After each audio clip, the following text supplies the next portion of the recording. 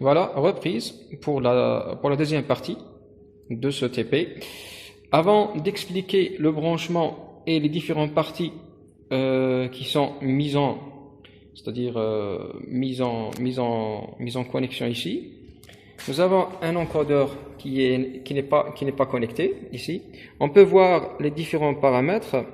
Voilà, le VCC. C'est mentionné en chinois ici le code couleur qui est ici. Le rouge, c'est le VCC, le rouge. Ensuite, nous avons le noir, le GND, le vert, le green, c'est la voie A, et le blanc, la voie B. Voilà, il est à peu près de longueur, à peu près 2,5 à 3 cm, même pas. Il est très petit, très léger, voilà, dans la main.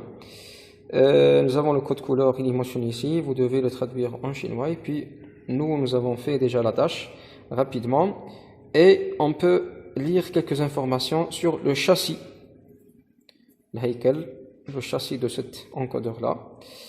On peut lire ici, nous avons 400 c'est la précision, ou bien 400 points par tour, c'est une précision, voilà l'axe, on peut tourner l'axe, et on a déjà dit qu'on peut tripler, voire multiplier par 4 la précision pour avoir 1600, bien sûr en utilisant des instructions soft sur logiciel.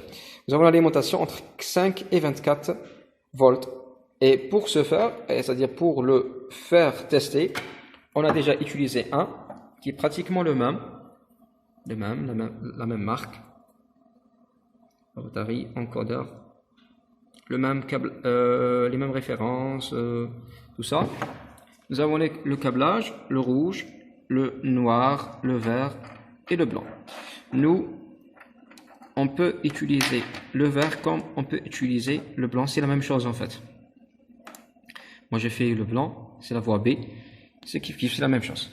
Rapidement, le rouge il est connecté à l'alimentation, le plus, et le bleu il est connecté ici, voilà, connecté via le noir, et on a visualisé le blanc, c'est-à-dire la voie B, via oscillo ici.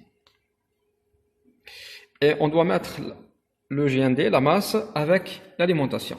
Rapidement, on peut voir, bon, ce voltmètre, ce multimètre, il est connecté en parallèle avec l'alimentation. On doit faire un calibre de 60 volts pour voir 15 volts. J'ai mis 15.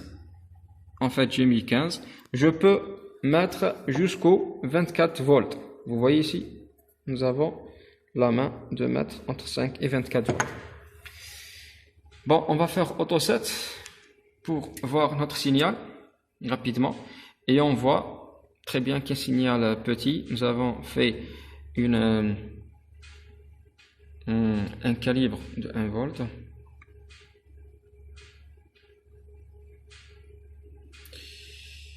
Bon. On doit augmenter, voilà, dans le calibre. On va faire augmenter le calibre jusqu'à 500. Jusqu'à 1. Vous voyez, on doit séparer les fils pour ne pas créer un court-circuit ici. On va tourner et on tourne en même temps, on tourne l'axe c'est-à-dire pour vérifier l'existence des signaux. On voit plus rien, il n'y a pas un signal. Si on minimise le calibre pour voir à peu près est-ce qu'il y a un signal ou non, un signal très très petit. Voilà, je tourne en même temps, je tourne l'arbre pour voir l'existence de la voie B, puisque moi j'ai mis le blanc. Il n'y a plus rien, pratiquement un signal très faible. Je règle le côté, la base des temps. Vous voyez, on doit utiliser quelque chose. Voilà. 10 millisecondes.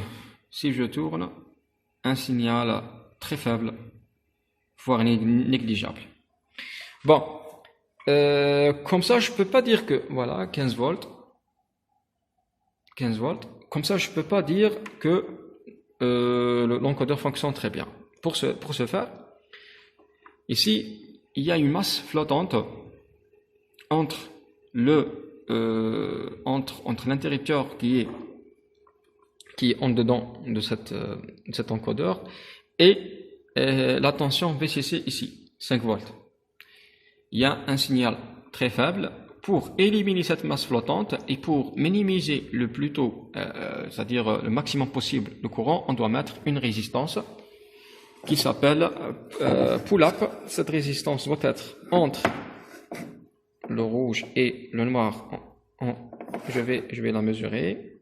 Le rouge et le noir ici, je vais la mesurer. Ici fois 1 et on a une autre qui est fois 10. Voilà, fois 10. Bon, 10 kg.